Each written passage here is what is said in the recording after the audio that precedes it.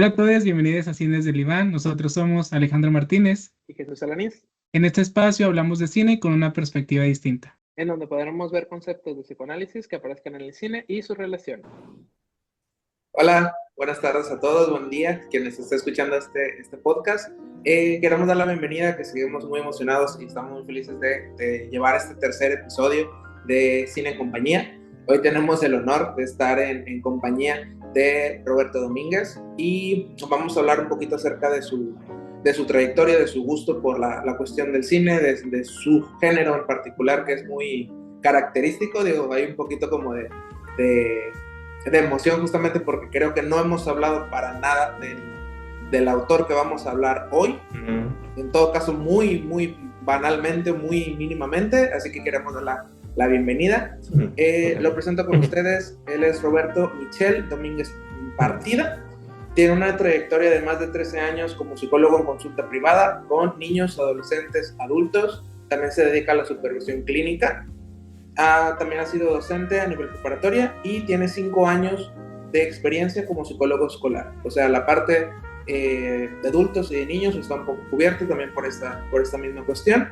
Además de haber trabajado en el grupo Encuentro AC aquí en Nuevo León, que es una de las líneas un poquito más de apoyo o acercamiento desde un aporte psicoanalítico a personas ya sea con alguna discapacidad, algún diagnóstico ya trabajado, y se les ayuda bastante al desarrollo tanto motriz, tanto psicomotriz, tanto emocional. Es una institución aquí en Monterrey, por quienes tengan el contacto también por ahí. En esta institución se fungió como acompañante terapéutico. Su área de desempeño, al parecer bastantes años también por acá, es de la trayectoria psicoanalítica, que es lo que mismo que trabajamos nosotros. Y él tiene la licenciatura en psicología y la maestría en educación basado en competencias, ya hace un par de tiempo. Esa es una breve, más de todo el recorrido que tiene Roberto como por acá, y te damos justamente la bienvenida, Roberto, a este espacio, tu espacio. Muchas gracias. Bueno, igual saludos a todos. Yo ya tenía conocimiento del podcast justamente por Jesús. Ya había visto ahí unos cuantos episodios, uno sobre todo que me habías pasado. Por ahí me como familiarizando con la dinámica y eso, porque sí, o sea, me gusta mucho el psicoanálisis, pero una parte mía con la que he estado luchando constantemente es mi obsesividad. Entonces como que me gusta lo espontáneo, pues de repente como que, bueno, ¿a dónde le estoy entrando? Entonces, que eso tiene que ver mucho con el género, que vamos ahorita a platicar, que es como ahí algo curioso mi relación con ese género, que le saco, pero lo disfruto. Entonces, pero ahorita le iremos a hablar, pero les adelanto. Claro, pues primero que nada, como decía Jesús, pues bienvenido Roberto, muchas gracias por acompañarnos acá. Como decía Jesús, de esas personas que ya hemos escuchado tanto que ya nada más nos faltaba ponerle cara aquí. Pero pues bueno, antes de empezar a hablar ya del género, que me parece increíble, como ya le dimos el misterio desde ahorita en el género, quisiéramos empezar con unas preguntas. Primero que nada, dado que aquí pues vamos a hablar de cine y justamente esta es Cine en Compañía, quisiéramos saber cómo ha sido y cuál ha sido tu relación con el cine. Fíjate que justo ayer que fui a cenar con un amigo mío que justamente inició nuestra relación como alumno psicólogo escolar, suelo salir con él y siempre nuestras pláticas desde mi parte de psicoanálisis y de él el cine, porque él estudia pues una carrera en relación al cine, y él me hizo un comentario bien interesante. Me dijo: deberías de dedicarle más tiempo a las películas, porque en sí mi relación más cercana son los libros. Sí veo películas, veo series, pero a veces como que me lleva un tiempo y como que entrarle, pero es algo que disfruto mucho. O sea, sí voy al cine, tengo recuerdos muy gratos en mi infancia, domingos así de que, bueno, en aquel entonces, bueno, ahorita ya se puede hacer, pues como un tiempo donde te compraba los boletos con días de anticipación, y luego hubo un tiempo que ya no se podía, tenía que ser el mero día. Entonces, bueno, pero en aquel entonces era comprar con tiempo película X así de estreno, ir con mi papá, de que ir primero a comer y luego después ir al cine, obviamente ir al cine con mi familia, actualmente pues con mi pareja. Entonces sí, como es algo que sí consumo, siento que deseo y como que no me he dado el tiempo de consumirlo más, pero pues sí, o sea, yo soy una persona de que Sí tengo las plataformas contratadas, de que Max, Netflix y demás, pero no, o sea, yo prefiero ciertas películas, digo, estas son las que me llaman sí ir al cine para vivir la experiencia, que digo, hijo, está algo como caro ahora sí ir al cine ahorita, Sí. pero pues siento que lo vale, es muy Claro. distinto a estar nomás en la sala viéndolo. Ok, me parece súper importante también esta noción que a veces entre Chu y yo platicamos de esa relación con el cine que a veces es un poquito tumultuosa entre me encantan las películas, pero no siempre tengo ese tiempo de ir a ver, o no todas las películas nos llaman la atención. Y justo Ajá. con esto mismo, de que no todas nos llaman la atención, bueno, ya decíamos del género. Quisiéramos saber, Roberto, ¿cuál es tu género favorito? Ya por ahí ya nos la solemos con tanto misterio, pero aparte de este género, que pues creo que podríamos asegurar que así que es el favorito. ¿Qué otros géneros y cuáles géneros más bien te gustan del cine? Y pues creo que el que más disfruto, sí, de plano, pues, es el terror y sus subgéneros, o sea, de que, bueno, ahí ya entras como un conflicto en cuestión de traducciones, de que Ujú. en Estados Unidos le llaman horror, pero aquí lo traducen como terror, pero bueno, como el terror y sus subgéneros, unos más que otros, sobre todo, digo, pues del autor que vamos a estar mucho mencionando hoy, un terror que sí tiene que ver mucho con ficción, realidad, así como sé que eso no existe, pero simbólicamente en la realidad lo vivimos de cierta forma, o sea, eso sí, definitivamente, o sea, el terror sí o sí. Y pensando en esa pregunta, en las series, que son las que, por ejemplo, consumo más cuando pues estoy comiendo, no tengo ganas como de pensar, simplemente como pues ya trabajé mucho hoy, quiero nada más sentarme a disfrutar, es la comedia. O sea, me gusta mucho series como Friends, The Big Bang Theory, ese tipo de cosas que como que ya traen mensaje, no sé, es como sin pensar, digo, sí veo series también así de terror, pero creo que sería esa relación, como terror y luego comedia. Ok. Y Ujú. incluso a veces también, sobre todo en psicoanálisis, es una relación bien interesante entre esa línea entre lo que da miedo y lo que da risa. A veces es muy Sí. interesante. Y justo ya Ujú. nos hablabas también un poco de las series y decías algo que me parece bien importante, de esta parte simbólica, que justamente sabemos que a lo mejor no va a pasar el zombie, el vampiro o cosas así, pero desde la parte Ujú. simbólica es bien importante. Y justo para ti, Roberto, ¿cuál es la relación o la similitud que encuentras entre el cine y el psicoanálisis? Pues bastante, porque de hecho, por el género que me gusta, digo, el del terror, he escuchado, por ejemplo, cuando recomiendas una película de terror que es un clásico y lo ven generaciones actuales y es como que, es que como que no da miedo. Y yo, pues sí, no da miedo porque pues da más miedo ver las noticias, porque ahora sí que voltea a ver a la calle y vas a ver escenas muy de terror.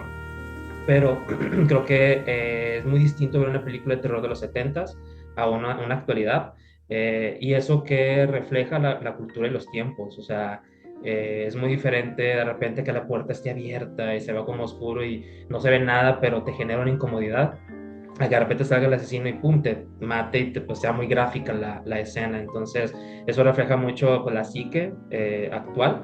Y pues bueno, ya si eso nos vamos también de que si es estadounidense, japonesa, brasileña, argentina, mexicana, o sea, eso plasma mucho. Digo, no por nada, hace unos años, por ejemplo, cuando poquito después del boom de Harry Potter, pues después vinieron todas estas películas de jóvenes adolescentes de, pues que sí, Divergente, Juegos del Hambre, o sea, como que agarró una rachita así, y fue por algo, bueno, obviamente por los libros que se vendían mucho, pero era eso donde hubo un aumento de ventas, literatura juvenil, entonces ahí está, o sea, el cine reflejó eso porque la cultura estaba moviéndose así, entonces sí o sí, o sea, va muy, muy a la mano. Claro, algo que particularmente a mí, pero que mencionamos mucho, muy seguido aquí es que no podemos ignorar la parte social e incluso temporal del cine y cómo ha afectado. Hablábamos en el especial de terror justamente de esta diferenciación que ha ido habiendo entre un cine de terror clásico a un cine de terror actual, como las películas han Sí. cambiado bastante y ya lo que me da miedo ya no es lo mismo. Pero bueno, Ujú. justamente para empezar a hablar un poco, quisiéramos saber, ya nos dices que el terror es tu género favorito, nosotros ya sabemos, pero para que le cuentes a quienes nos escuchan de qué película vamos a hablar y cómo fue que llegaste a esta película en particular. Pues bueno, cuando Jesús me dijo primero de la posibilidad hace unos meses de estar acá, sí pensé, bueno, pues fue como a ver qué se me ocurre, a ver cómo en ese momento qué película habré visto más cercano, no lo sé, pero ya ahora sí, hace unos días que me mencionó, se me vinieron dos a la mente. Una fue la de Cementerio de Mascotas, que es la que elegí para hoy, pero la versión de 1989. La otra que había pensado era la de It, que ambos pues son de Stephen King. Eh, bueno, quiero aclarar eso porque mi parte también como que ahí mi vocecita me dice, la gente suele llamar Stephen King, pero realmente es Stephen King, aunque se escribe PH es Stephen King. Entonces, por si los que llegan a escuchar, ver el podcast, digan que lo estoy mencionando mal, no lo estoy mencionando bien. Y bueno, por ahí entra el conflicto porque la gente cuando piensa en It, en Pennywise, tiene la de 1990, pero esa no es una película, es una miniserie, entonces dije, bueno, entonces no, o sea, y las actuales como que me encantaron, pero le tengo mucho más cariño a Cementerio de Mascotas por todo el tema que maneja, y bueno, tengo toda una historia en relación a ese, hace unos meses por un grupo de lectura de terror en el que estoy, lo releí, y pues fue hermoso, o sea, para mí es un libro excelente y la adaptación del 89 me gusta bastante, si bien sí reconozco las deficiencias que tiene, digo, siento que es una película que ha envejecido bien, y pues bueno, por ahí platicábamos sobre la posibilidad, digo, ya a ver si nos da el tiempo de pues ver con la adaptación del 2019, que también tiene lo suyo, pero en sí la película es Cementerio, bueno, en película es Cementerio de Mascotas, porque el libro es Cementerio de Animales, que ya saben traducciones, pero en película Cementerio de Mascotas. Ok. Que de hecho creo que en español le cambian el nombre, ¿no? Creo que es Cementerio Maldito o algo así. Es Así es. la confusión, y creo que ahí sí sería como bueno el cambio o el comentario. Hay como 6 películas que es Cementerio Maldito, Cementerio Embrujado, Cementerio... Sí. Como tal, sí hay una, creo que es Cementerio Mascotas, pero nada que ver con estas dos versiones. Sí, no tiene nada que ver. Algo que comentábamos también, o que platicaba con Roberto, es las dos versiones tienen mucho de qué hablarse individualmente, pero la parte del remake creo que es algo que tampoco hemos comentado por acá en cuestión del podcast, y justamente Stephen King tiene toda esta tendencia, ¿no? Porque digo, hubo muchas personas de los, no sé, que nacieron en los 80s, que crecieron con un Stephen King, con las primeras adaptaciones de películas, llámese It, llámese Gary, llámese... creo que Doctor Sueño también es una adaptación de Doctor Sueño es más actual, es continuación de Resplandor. Resplandor. Pero ahí sí es un complemento a la historia, por así decirlo. Si no mal me equivoco, es una extensión. Es bien curioso porque, por ejemplo, El Resplandor, si esa es de los 80s, la adaptó Kubrick, que digo como comentario así de pasada, sin quitar mucho tiempo, no le gustó a Stephen King. Para mí siempre he dicho que es una muy buena película, pero pésima adaptación, porque cambia cosas innecesarias. Y muchos años después escribió Doctor Sueño, que fue todo pues un reto, porque ¿cómo vas a hacer una continuación muchos años después a una novela que tiene mucho cariño, o una película también que tiene mucho cariño a pesar de? Pero si es una continuación, pero incluso puedes ver Doctor Sueño, leerlo sin haber leído Resplandor. No se saborea igual, pero sí te viene la información suficiente como para que te digas, no soy fanático, no leo mucho, nada más quiero ver qué onda Doctor Sueño, lo puedes leer. O sea, sí es una continuación, pero es ya de gustos. Stephen King, al parecer, nos permite el cambio generacional, como lo comentaba la parte de la cultura, lo comentaba también Roberto. Creo que este podcast en particular va a resonar bastante en esa cuestión. Sí. Pues ya teniendo esta información que vamos a hablar de terror, que vamos a hablar de Stephen King, y particularmente que vamos a hablar de Cementerio de Mascotas o Cementerio Maldito, dependiendo, que es algo que también me parece interesante porque incluso dentro de la película hay esta noción de que está mal escrito. Sí, creo que también es algo muy importante, y ahorita ya vamos que empecemos a desglosar con más detalle. Me parece que va a ser un detalle muy significativo. Bastante. Sí, que también eso es algo que por eso me gusta mucho el libro, película, bueno, historia, para no dar la clara, por eso me gusta mucho la historia, porque si bien pues, es evidente que habla sobre la muerte, algo muy complicado de abordar, porque pues estamos vivos, ¿cómo podemos abordar algo que no vamos a experimentar hasta cuando ya estemos ahí? Y si estamos ahí no vamos a poder explicar cómo es la muerte, es algo que no se puede simbolizar. Es un intento podemos hablar alrededor de la muerte, pero más no de la muerte. Y el libro en sí está mal escrito, adrede, o sea, el nombre, porque en la historia trata de que hay una carretera donde pasan muchos trailers, y pues lamentablemente es muy común que mueran animales. Entonces se empezó a agarrar como una costumbre entre los niños ahí del pueblo de agarrar pues, a sus mascotas del pueblo de Ludlow, se llama, y hicieron un cementerio de mascotas, pero como son niños, por eso lo escribieron Pet, o sea, así es como es, y en lugar de cementerio es cematari, con S, entonces está mal escrito adrede. Claro, y como incluso dentro de esta parte, algo ya comenzando a hablar más de la película, que me parecía muy importante es este rechazo a justo hablar de la muerte por parte de la mamá y este conflicto entre los padres, por uno el querer explicarle, uno siendo médico y también como con esta noción un poco más científica, digámoslo de cierta manera, y la madre con una creencia un poco más espiritual, el no querer decirle y con su propio conflicto en torno a la muerte y cómo mantienen alejados a los niños de eso. Y algo que me parece importante comparando entre las dos películas es que se ve una diferencia muy grande entre los personajes de los papás en las dos versiones. Sí, de hecho, eso es lo que me gusta de las historias de King, de que generalmente está la parte religiosa, pero siento que no lo pone como para faltar al respeto. O sea, Ujú. siento que sí pone esa parte realista, donde a veces una religión puede escalar a la obsesividad, a un fanatismo. Y por ejemplo, el personaje de Rachel, la mamá, tiene un argumento religioso, pero más bien desde la negación. O sea, ella dice que hay un cielo, pero porque ahí vas a seguir vivo, tu alma va a seguir viva, o sea, haciendo mucha alusión a la vida para no hablar de la muerte. Entonces es como, desde ahí ya hay una trama interesante. Que sí, de hecho los actores actualmente son mejores los del 2019, pero hay algo en la actuación de la del 89 que me incomoda, pero pues como sé que es una película me incomoda y por eso me gusta. Claro. Mm. Sí, y Hay algo justo también, dentro, no, dime. hay algo que van a comentar también en esta como diferencia, porque digo, si se puede ver las dos películas, que fue una propuesta que también se hizo por acá, de hablar de las dos versiones de la misma película, pero las dos versiones, me llama mucho la atención cómo van apareciendo los personajes, por así decirlo. Cuando se llega en la primera adaptación, llega primero este vecino, muy amigable, muy como tranquilo del suceso del primer evento del camión. Y algo que me llamó mucho la atención de la segunda adaptación es los niños con las máscaras, que si no mal me equivoco, eso no está en la primera película como tal. Es otro tipo de misma escena, otra significación, por así decirlo. Y se juega mucho en esta trama también, esta cuestión de las máscaras, esta cuestión de los niños, porque en la primera se menciona de que los niños hacen esta parte, pero en ningún momento de la película se le da lugar. Justamente es la cuestión de los niños. Se les centra más en el vecino, en la primera versión. Toda la historia está acompañando la película todo el tiempo. Y en la segunda versión pasa a un segundo plano por completo, ¿no? Inclusive sale un poquito más...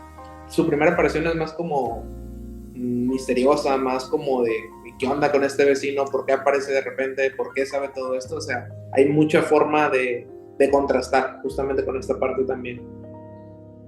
Sí, porque ahí se nota, por ejemplo, la relación cultura-cine, porque cuando empieza la película del 89, es un inicio muy gringo, o sea, la familia mudándose y en el auto y jijijaja, esas cosas, que luego sí aparece Jude, el vecino, cuando ahí te da como un guiño de lo que puede pasar cuando Gage se acerca ahí a la carretera y pues lo agarra, y donde ya hace la introducción, a diferencia de la del 19, que la introducción al cementerio lo hace pero solamente a Ellie, a la hija, entonces, que ahí hay algo que no, está interesante, pero no me agradó tanto porque hacen ver a Jude como un pedófilo o alguien así, y pues no, o sea, realmente Jude es un vecino que ayuda mucho, en el libro da mucha ternura, cosa que refleja la versión del 89, eh, pero digo, bueno, o sea, ya tengo el 89, ¿para qué quiero una calca de esas? No, vamos a ver como que otra experimenta en el 19, que es eso también, que creo que eso, lo bonito del cine es, pues no pelearte, o sea, no, o sea, si ya tengo el libro, porque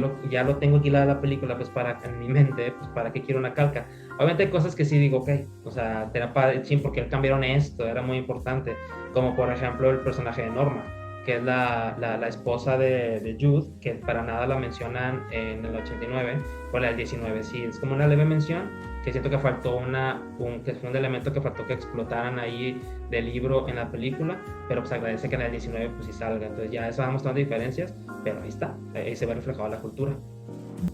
Siguiendo también por esta parte, en algo en que sí que les comentaba, hay algo que hemos hablado en el capítulo del terror, por ejemplo, que ahorita también como en el sentido que comentaba ahorita Roberto, la parte de la cultura es muy diferente, y en esta lo pensaba desde la cultura del remake, que me di un poquito como la duda de la tarea del por qué el remake, por así decirlo, y me di una breve nota que estuve revisando.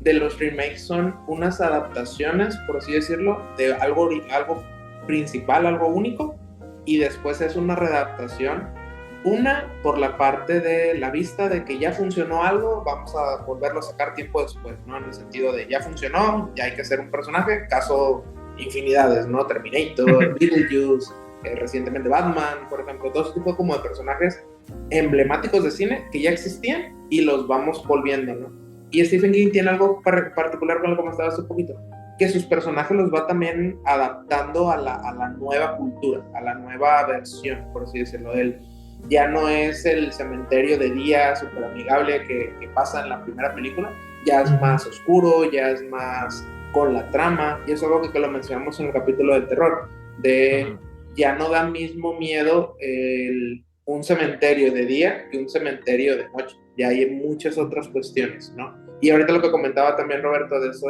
del vecino, lo pensaba mucho desde lo que ya se trabajó con Babadook, por ejemplo, desde el ominoso, ahí está, es el mismo bosque, es la misma casa, es el mismo vecino, pero con otra connotación, ¿no? Algo conocido y desconocido. Sí, sí, de hecho creo que también por eso la película como que ha logrado pues envejecer bien, porque si bien me he topado a lo largo de mi vida personas que no han visto la película, sí ubican la escena, la famosa escena de The Gage, ahí cuando pues fallece, cuando muere por el tráiler, justamente que ahí se juega mucho lo ominoso, porque sí, de hecho el terror, sí, el terror es una fuente constante ahí de lo ominoso, porque cuando vemos una película de terror, ¿qué es lo que generalmente da más miedo? Pues el niño, la risa así en el fondo de la casa, o sea, como que, ¿por qué? Pues porque el niño, la figura del niño está ligado mucho a lo tierno, a lo puro, entonces eso contrasta más. Entonces, la película, por ejemplo, del 89, que Gage es el que muere, como originalmente en el libro, no como Ellie, que me gustó ese cambio en el remake. Que ahorita digo algo, complemento algo de lo que decías en la cultura del remake, que ahí, por ejemplo, ahí está lo ominoso con Gage, porque pues como un niño chiquito va a asesinar al vecino con el bisturí y luego le muerde el cuello, ese tipo de cosas, como un gato, que sí, un gato araña, pero que le avienta la rata muerta a la bañera a Luis mientras se está bañando, entonces esas cosas que dices, o sea, sé que puede pasar, pero ¿por qué pasa? Entonces ahí es un buen ejemplo de lo ominoso, que así como pues, ahorita, pues, ahora sí que creo que el cine del terror se tiene que esmerar más para dar miedo, pero creo que lamentablemente se van por el camino de lo crudo, que si bien se puede pues, disfrutar, y estando consciente que es ficticio, hay otros caminos, como por ejemplo las películas de A24, o sea, a veces no hacen nada de eso, pero te incomodan. Pero bueno, es otro tema. Y lo del remake, si vemos de 2019, es muy notorio que yo así lo sentí, para mí fue muy notorio, que es una adaptación de la del 89 con elementos del libro. O sea, porque te pasan constantemente que aquí alguien se va a morir y Gage se va a morir y ¡pum! Se muere Ellie. Entonces, eso fue lo que me gustó. O sea, que yo ya experimenté y yo le tengo mucho cariño a mi experiencia cuando vi esa escena por primera vez cuando era niño, que no sé por qué la vi cuando era niño, pero bueno. Y eso ahí está. Y ahora es como que, bueno, ahora ya como adulto veo la de Ellie, que siento que la desarrollaron muy bien. Pues, ahí donde yo digo que como remake funcionó. O sea, porque si va a ser una copia de una... O sea, ¿para qué? O sea, pues ya mejor veo la del 89. Entonces, siento que eso no siempre funciona, pero en este caso siento que sí funcionó.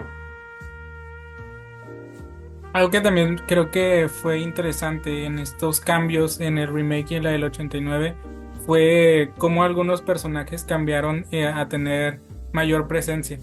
Por ejemplo, la del 89 siento que un personaje más implícito en cierto sentido que tenía mucha presencia era la carretera, constantemente viendo los trailers o los camiones pasar o cositas así. Y en la del 2019 fueron momentos más específicos donde fueron justo la escena donde muere Ellie y todas estas cosas, y a diferencia de la primera, donde constantemente, incluso ya lo decías desde el inicio en la introducción de Jude, automáticamente rescatando al niño, evitando y todas estas cuestiones, y que también vinieron a quitarle una parte que cuando yo la veía inicialmente me parecía que papás tan irresponsables, que cuántas veces el niño andaba cerca de la carretera sabiendo que por ahí a cada ratito pasan camiones, y en la del 2019 ya no vemos esa noción de que estén tan ausentes en el momento de que los niños estén cerca de ahí. Sí, sí, de hecho, por ejemplo, algo más que se nota ahí el peso a quién le dieron el peso en cada versión. La original, el 89, ahí sí plasma mucho lo del libro, que es Luis con Jude, pues entre ellos dos va ahí como, van sosteniendo la trama. Digo, en el libro es porque, como comentaba, Jude tiene una esposa, Norma, que sufre de artritis, entonces a través de ella, Luis le ayuda. Ya cuando fallece Norma es donde ya queda en la relación de Judy y Luis, y siguen sosteniendo tanto el libro como la del 89. Y acá no, acá fue más bien Jude y Ellie, desde el inicio, que es a quien le muestra el cementerio, que hay un punto, digo, lo quiero mencionar porque hasta yo también cuestiono mucho eso, y he escuchado en crítica de gente así que ha visto las películas, donde dicen, si tú, Jude, ya sabes que lo que entierras en el cementerio vuelve maldito, tu experiencia con tu perro, con Spot, cuando eras chavito, ¿por qué le dices a Luis que entierra el gato? ¿Por qué le dices que entierra? O sea, ese tipo de cosas que digo, no que bajo la película es cierto, no tiene lógica. Siento que es un error que no quitaron lamentablemente en la del 19, pero es que en el libro, y ese es el detalle, o sea, que es lo padre también que las películas te invitan a leer los libros, pero pues no está padre que ciertas cosas dices, ok, bueno, en el libro viene, pues qué padre, pero siento que esto sí tuvo que haber venido ahí en ambas películas. En el libro mencionan de que no todos los que entierran en el cementerio vuelven así, o sea, el perro de Jude volvió lento, así como que medio con flojera, y solamente había conocido un caso de un toro que habían ahí enterrado y que volvió violento. Y luego ya después menciona de un soldado de la Segunda Guerra Mundial que pues fallece, el papá lo entierra, pues vuelve así violento. Pero por eso, bueno, y cuando muere Norma, por eso Jude queda en deuda con Luis y le dice, pues bueno, ahora yo te voy a ayudar como tú me ayudaste con mi Norma, así le decía él. Entonces está como más trabajado, pero todo eso no está en la película. Por eso es ilógico, porque en el libro cuando van a enterrar a Church es con un, pues a ver si jala. O sea, según mi experiencia, va a regresar pues lento, apestoso y demás, pero va a estar ahí. Por eso, y al inicio del libro, Church es así, ya hasta el final se vuelve violento, no como en la película, que llega violento, arañando y todo. Que yo entiendo que es porque pues, tú vas a ver, si voy a ver terror es para que me asusten, para que me impacten, pero siento que ese error de que dices, ¿pero por qué? O sea, ¿por qué le dices que lo haga si ya sabes que te va a ir mal? Pero bueno, ahí tiene su explicación, pero pues siento que la volvieron a regar con la del 2019. Hay algo muy marcado, por ejemplo, en estas dos películas, que el nombre, vaya, poniéndole un poquito de atención, los nombres de muchas de las películas de los 80s, 90s, inclusive algunas actuales, de, por ejemplo, hablar de los Avengers, y se trata la película de los Avengers, por así decirlo. Y en esta me llama mucho la atención de que se trata de cementerio de mascotas y toda la connotación fue hacia las personas, ¿no? Incluso los dos cierres de las películas fue a eso, ¿no? Pero se trata tal cual del cementerio donde hubo mascotas y ahí se separa la cuestión, ¿no? Lo que sucede ahí, lo de la tierra, que también hacen bastantes referencias en ambas películas de aquí hay algo mal, por así decirlo, en la tierra. No son los animales, no son las personas, es la tierra como tal, no el lugar en donde están. Y algo que también se menciona bastante y que también lo hemos mencionado por acá, y creo que es algo demasiado tabú todavía a nivel cultura, de que siempre lo ha sido, de que vamos a ver cuánto más tiempo se mantiene así, el hablar de muerte. O sea, que es un concepto en psicoanálisis valiosísimo para los casos, pero aquí hay alguna mención en las dos películas que es, se tiene que dar lugar a la muerte y si regresa, hay que volverlo a remarcar. O sea, la pérdida del perro, por ejemplo, en la segunda película dicen esto de él: mi padre mató a este perro, se enterró, revivió y después lo tuvo que haber matado 2 veces, no el twice, por así decirlo. Y en la película, en la primera, me gustó mucho esta adaptación, o sí, cómo le dieron este lugar de vamos a insistir hasta que salga bien, de que tiene que ser bueno, tiene que volver como era, por así decirlo. Y en la 2 es quién está volviendo, porque la hija le dice, estoy muerta, es como de, no, aquí estás, entonces ¿a dónde me fui? Que ahí creo que la trama, conceptualmente en psicoanálisis, entonces, ¿qué es la muerte? Si aquí está, ¿qué es entonces? Sí, o sea, es una pregunta eterna, o sea, porque no, como decía, no se puede responder. Aquí estamos hablando de la muerte, pero no la hemos experimentado. Lo que hemos experimentado es que un ser querido fallezca, pero eso es lo más cercano, o sea, sé lo que yo siento al estar vivo ante alguien muerto, pero no sé lo que es, incluso hay como ser un muerto. Y pues sí, yo siento siento que es un concepto que el cine lo va a seguir explorando, pero a ver cómo. Digo, porque con lo que mencionas esto de cuando regresa Ellie, la de 2019, porque ahí hubo para mí una confusión interesante, porque cuando él empieza a describir de que yo estaba en mi fiesta de cumpleaños en la carretera, vi a Church y de repente vi negro. Entonces dices, pues no hay nada después de la muerte, según esta versión. O sea, es como fuerte, porque digo, para los que sean creyentes, o sea, es una muerta que volvió, digo, ahí va la ficción otra vez, pero tocando fibras muy realistas. Entonces no hay nada después de la muerte. Pero ya cuando está matando a Rachel, sí le dice de que está en el infierno y que Norma está en el infierno, o sea, pero yo ahí lo siento como que lo está diciendo para ofender, para provocar, no porque realmente, pues Ellie, ¿cómo estuvo en el infierno? O sea, Ellie no puede estar en el infierno, aunque ahí también entras a otro detalle de que realmente quien revive en los cuerpos de estos cadáveres, vaya, es el Wendigo, o sea, que es algo que no es característico de King, es una parte del folclore, pero que es lo que este Víctor Pascoe, el alumno que fallece, y trata de evitar de que no entre. Pero bueno, ahí ya son muchas cosas, pero a lo que iba era esto, o sea, que sí está muy, muy, muy fuerte que en la película lo hayan puesto de que estaba ahí y vi negro, y de repente estoy aquí donde estoy. Se me hace muy, muy pesado. También por eso me pareció muy importante que el cambio del personaje que muere, porque en la primera pues es un niño muy pequeño que con quien hubiera sido hasta un poco más extraño. Claro que le hubiera dado también este factor más aterrador del niño que te dice que, pero en la película, en la del 2019, tiene un poco más de sentido dentro del sinsentido de lo que es Sí. esta conversación con Ellie.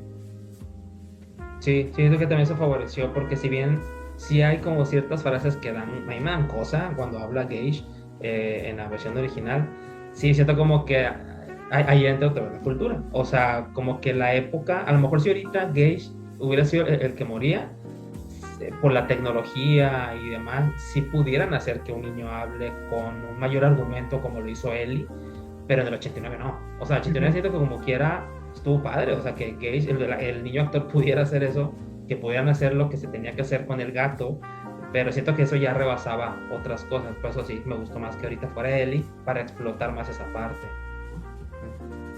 Algo que también le puse un poquito de atención, en todas las películas pasa, pero en estas dos juegan bastante con la historia, con cómo se entreteje, por así decirlo, lo quiero poner como ejemplo. En la parte de la primera película, la cuestión de la muerte es algo muy negado por la mamá, se me fue el nombre de la mamá, pero porque ella ya tiene un evento con la de la hermana y decir, la muerte no se va a mencionar por acá, ¿no? Y al no mencionarla, el fantasma, hablando de la parte psicoanalítica y también como película, como fantasma, él va entretejiendo lo que está sucediendo, de que ya hay un significante, algo muy simbólico ahí, bastante marcado en la historia de la mamá, que cuando se le da lugar, que eso también me gustó mucho de la nueva adaptación, no fue igual que la primera, porque la primera se trató todo lo que pasa en el cementerio de mascotas, y después como creo que es media hora del drama, del cierre, del clímax de la película. Y acá no, acá casi no se habló nada del cementerio, se habló de los personajes. Porque es algo que también comentaba Roberto.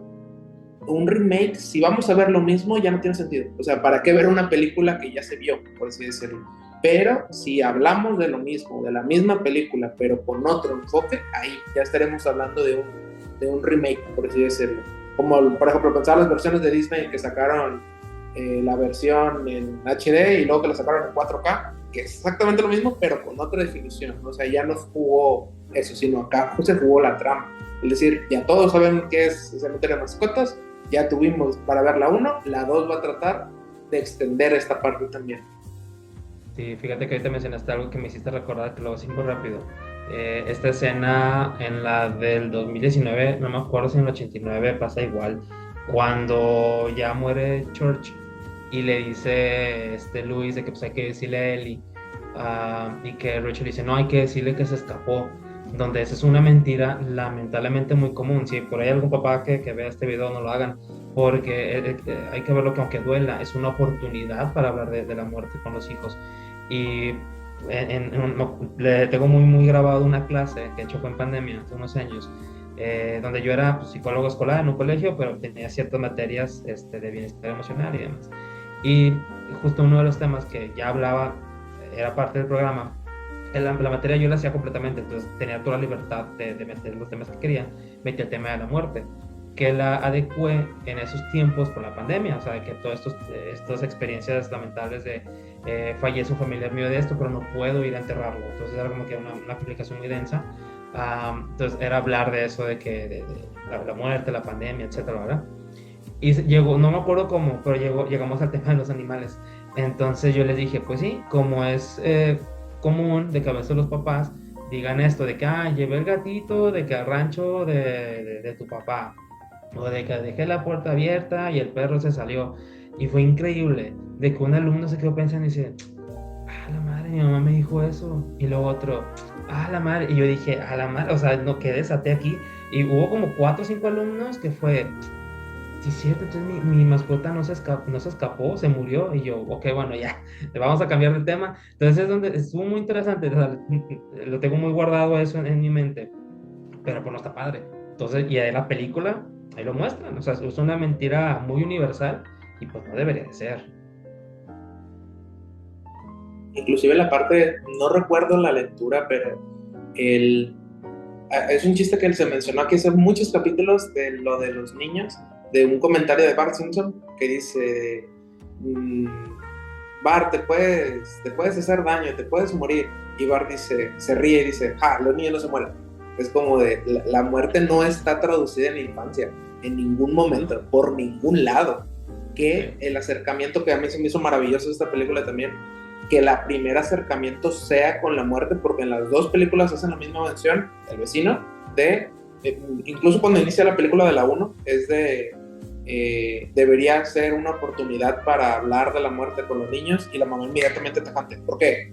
Pero es como de no lugar, ¿no? Y el vecino intenta el acercarse a esa cuestión, y justamente en la parte de la infancia, pensarlo desde ahí, o cuando llega un caso a lo mejor desde algo infantil que tiene que ver con muerte, ya hasta medio se pone denso, o sea, ya se cambia un poquito wow, aquí hay algo muy raro, ¿no? O algo atípico, pero justamente dándole lugar a lo que comentaba Roberto, hay que darle ese espacio. Una mascota, digo, también Eli hace la pregunta en la 2, creo, de por qué los animales mueren primero que las personas, ¿no?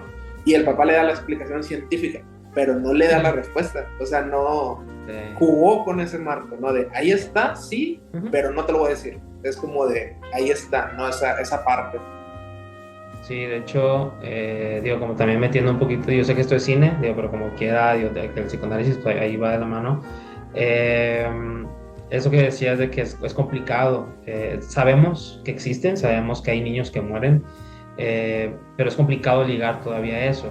Que ahí, por ejemplo, digo, no vamos a meternos en cosas así muy profundas en psicoanálisis, pero ahí podría hablarse desde el trauma en Freud, lo real desde Lacan, o sea, esas cosas que cuestan simbolizar, en donde digo, ya no sé, digo, ahorita hace conceptos para todo, pero sí hay un nombre para cuando un hijo pierde a un padre o una madre, pero no hay un nombre cuando un padre o una madre pierde a un hijo. Entonces, incluso ahí también cuesta ponerle un concepto. Que de hecho, digo, haciendo referencia a otro libro de Jurassic Park, con el profesor Ian, él dice, Ian Malcolm, no me acuerdo qué escena era, pero hablaba sobre lo justo y lo injusto de la vida.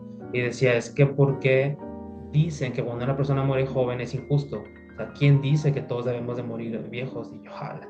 O sea, es cierto, o sea, que obviamente eso se dice desde el dolor y demás cosas, no digo que esté mal, pero ya siendo más racional, pues es cierto. O sea, los bebés mueren, o mueren antes de nacer, entonces, que siento que le da un plus padre desde el cine, feo desde la realidad a la película. O sea, toda esta historia, adaptaciones, libro, que por eso es así, porque King supo dar en donde duele, pero reflexionar, porque hay una frase que me encanta que dice Jude, de que a veces muerto es mejor, y pues sí, o sea, duele, pero a veces la muerte es la mejor respuesta o la mejor opción.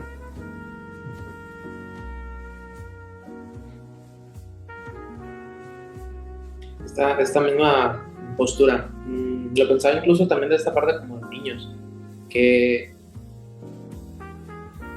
jugando un poquito con la parte de cine, creo que Coco para mí, por eso fue una gran película.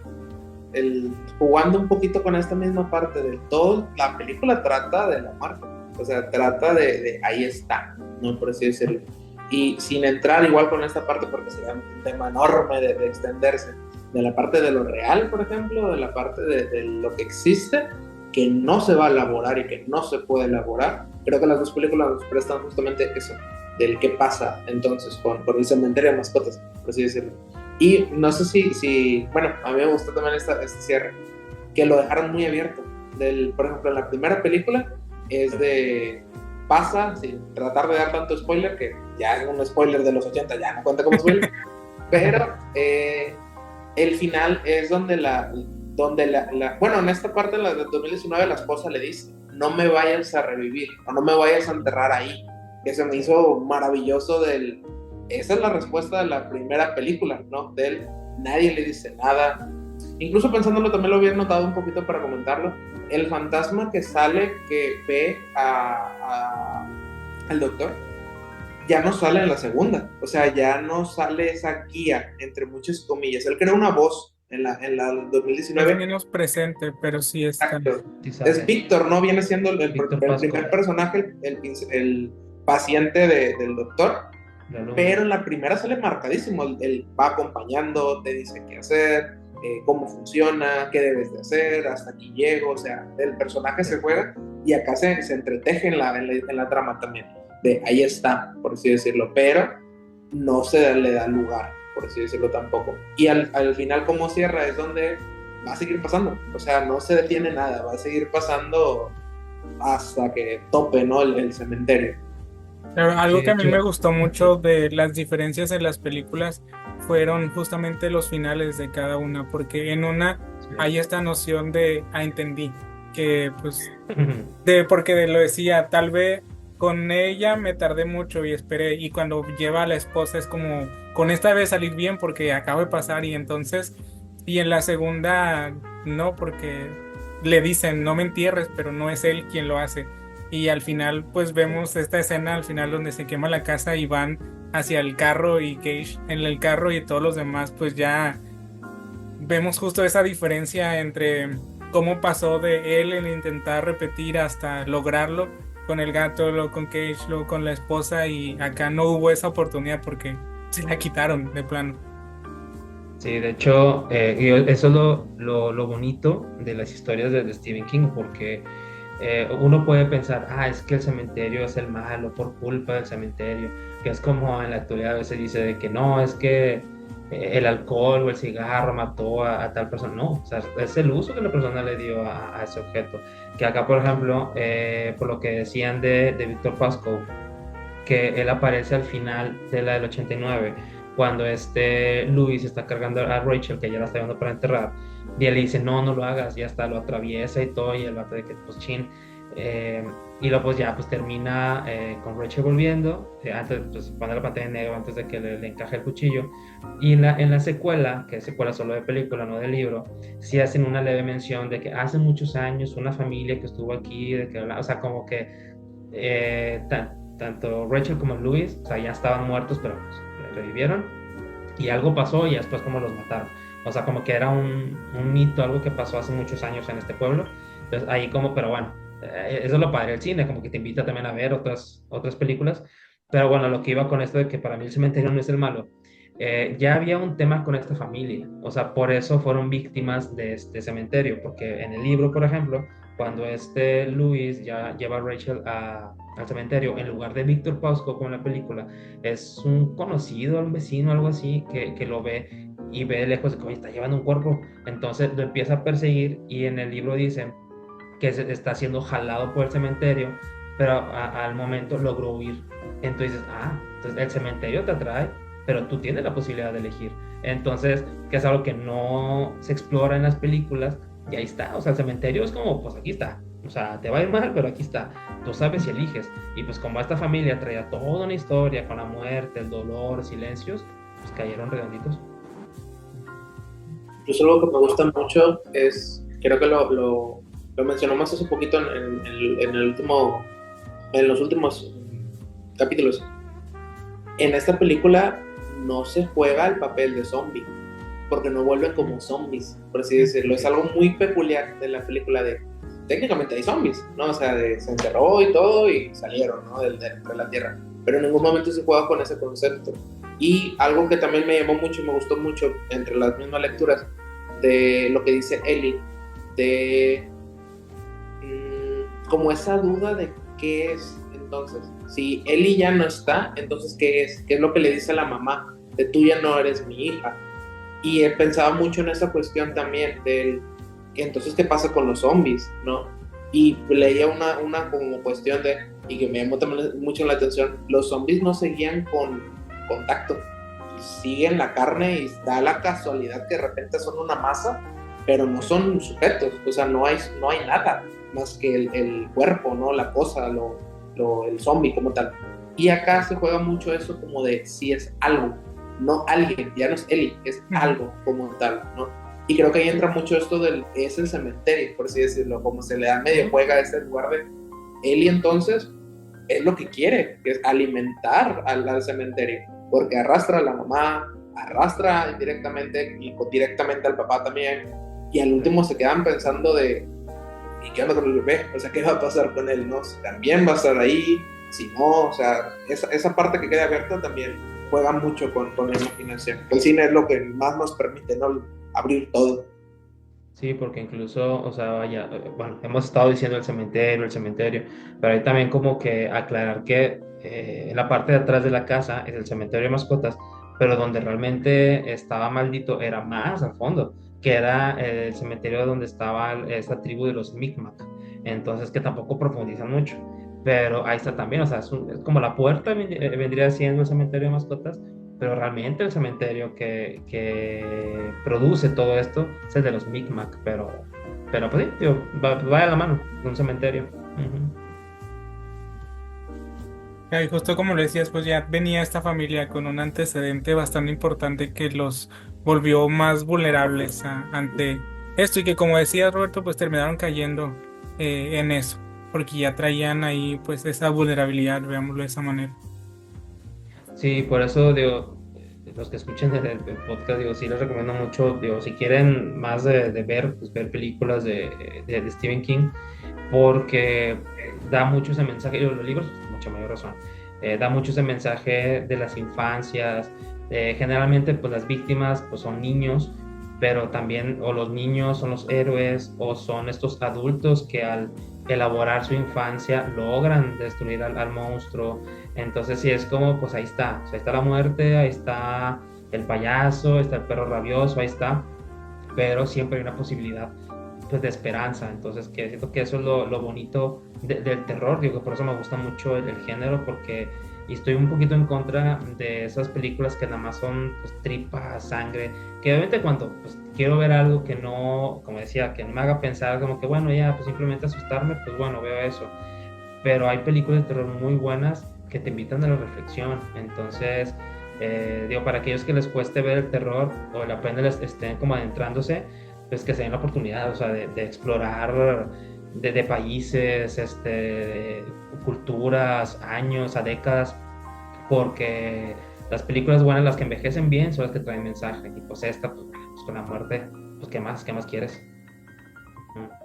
Claro, y justamente traen un mensaje y nos invitan a irlo escuchando porque cada que mencionamos a veces que volvemos a ver una película, y igual que en el psicoanálisis, cuando hablamos del mismo tema y una otra vez terminamos escuchándolo y nombrándolo desde lugares diferentes, y el terror nos va permitiendo también eso, sobre todo el terror, y no solo el terror, sino todo el cine que viene con un mensaje más profundo que detrás del susto, detrás de la canción, detrás de la fantasía, como justamente las películas que hemos hablado en Cine en Compañía, que han venido con un mensaje mucho más profundo de lo que parece y que pues hasta ahora casi todos han venido atravesados por el duelo, que a veces ya hasta nos da cosa cuando vemos una película decir, oye, otra vez viene aquí el duelo y esta cuestión de la muerte, pero no deja de ser uno de esos temas que cuesta hablar y cuesta escuchar y cuesta nombrar sobre todo, y en esta película sobre todo, cuesta Sí. nombrar.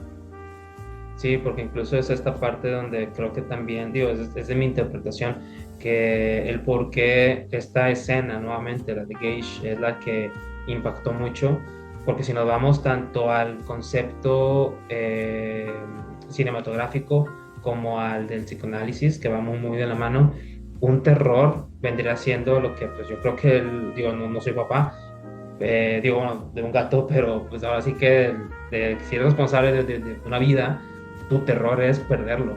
O sea, no lo has perdido, pero tu terror es perderlo. Y el horror es aquello que viene de fuera y te impacta. O sea, no sabías que venía y te impactó. Por eso viene el desmayo, el shock, te cuesta simbolizarlo, cuando en el terror es algo más digerido, ya más simbolizado. Que ahí se ve mucho en Rachel y Louis, que Rachel se podría decir que tiene un terror horrible a la pérdida a raíz de Zelda, de su hermana, y Luis pues ya tenía, lo tenía un poquito como más ahí pues visto, la muerte, pero pues no lo ponía como algo cercano, y pues tal cual él fue el que vio, pues se escucha feo, pero en primera fila pues vio cómo arrollaban a Gage. Entonces eso también, el impacto desde fuera, yo siento que ahí hay una combinación curiosa entre terror y horror, y pues lo ominoso y demás, más que lo real, el trauma y así. Entonces, pues, y por eso la escena, y aparte está muy bien grabada, o sea, hasta me da mucha tristeza, me da escalofríos cada vez que la veo y me la sé de memoria. Y pues sí, entre eso y muchas cosas, pues bueno, esa es mi interpretación de por qué tiene tanto peso esa parte de la película. Bueno, para ir cerrando, no sé si quieran agregar algo antes de terminar por esta ocasión.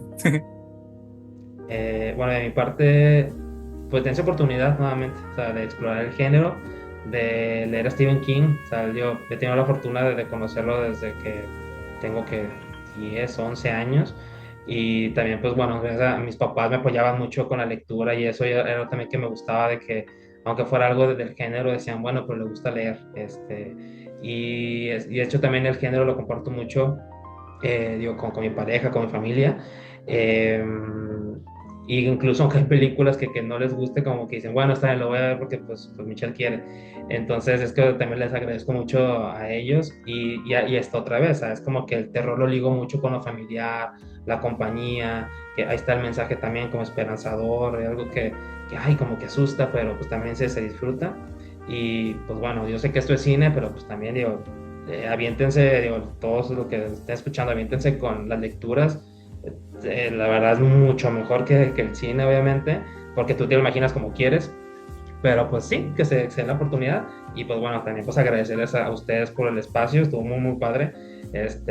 Yo me hubiera gustado por aquí que durara 2, 3 horas, o segunda parte, tercera parte, digo, ahí sí, en otro momento, que no tengan con quién entrevistar, pues ahí no me digan, yo con mucho gusto hablamos de otra película. Pero siempre nos queda a medias la película o hablamos poco de la película propiamente, pero el propósito de este espacio es, por un lado, tener con quién hablar del cine y del psicoanálisis a través de esto, Y justamente siempre queda la invitación abierta a todos los invitados a una segunda parte, a ya sea terminar de hablar de la película o hablar de otra, y que queda igual contigo, Roberto, a cuando quieras volver y acompañarnos. Eres más que bienvenido, y pues queremos agradecerte bastante por acompañarnos el día de hoy y platicaros un poco de tu perspectiva de esta película y ayudarnos a traer un poco el psicoanálisis al cine. Que saben, ya lo decíamos y todos los invitados lo dicen, ahí está, solamente que a veces no todos tienen el oído entrenado para escuchar psicoanálisis en todos lados, y el propósito de este espacio y la idea de Chuy y mía es justamente eso, poder compartir a veces entre colegas, pero ir permitiendo que otros que no están tan familiarizados también entren un poquito al psicoanálisis, y por lo menos que les quede la espinita ahí de la duda. Sí, digo, como quiera, digo, ahorita de pasada, digo, justamente estoy trabajando en un proyecto, inició personal, pero al parecer va a ser grupal, en donde posiblemente ahí haga aún no sé si es va a ser seminario, ciclo de cine o no lo sé, pero ligado el psicoanálisis y el terror. Entonces igual y ya cuando esté más armado y tenga fecha y eso, se los hago saber. Y pues sí, definitivamente voy a hablar de esta película y de muchas otras, de cine de terror japonés, argentino, estadounidense, canadiense, mexicano, etcétera. Pero bueno, cuando tenga la información se las hago llegar, pues también ahí podamos ahí coincidir. Claro, sí, nosotros encantados. Y pues ya cuando tengamos los datos ya se los podremos compartir. No sé si ahorita por lo pronto, Roberto, que quieras compartir algún contacto por si acaso a alguien le llama la atención tu trabajo, ya sea como analista, como maestro, cualquier otra cosa. Sí, bueno, pues con mi celular, básicamente ahí, o mi página, digo, no sé si, no me la sé de memoria. Bueno, pues es mi nombre, se llama psicólogo Roberto Michel Domínguez, o mi número de celular, digo, no sé, lo digo ahorita, se los paso, ¿cómo le hacemos? Igual no lo pasas y ya en la edición ya Ah, lo... bueno, ok, ahí lo ponen. Sí, yo trabajo en consulta privada, como decían, en niños, adolescentes, adultos, superviso también psicólogos. Entonces, pues quien sea que esté interesado en alguno de estos trabajos, pues ahí conmigo, ahí en el celular ya, bueno, se lo harán llegar.